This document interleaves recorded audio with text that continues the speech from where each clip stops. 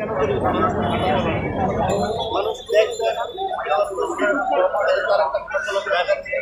সেই জায়গার মধ্যে আপনার কে বসে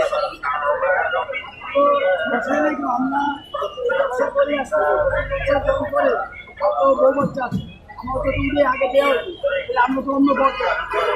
আমাদের এই যে সংসার লেখাপড়া করি বড় ভাড়া দিয়ে আমরা খাই সেই আপনার মানবিক কারণেই তো আমরা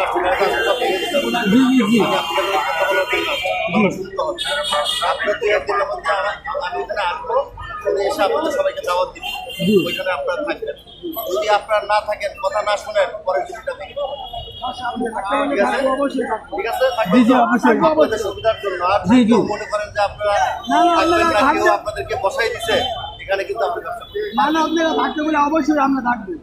যত কাজ থাকবে আমরা যাবো না আপনাদের মতামত দিবেন আপনাদের অন্য কোনো একটা জায়গায় ব্যবস্থা মেন রাস্তায় আপনারা এই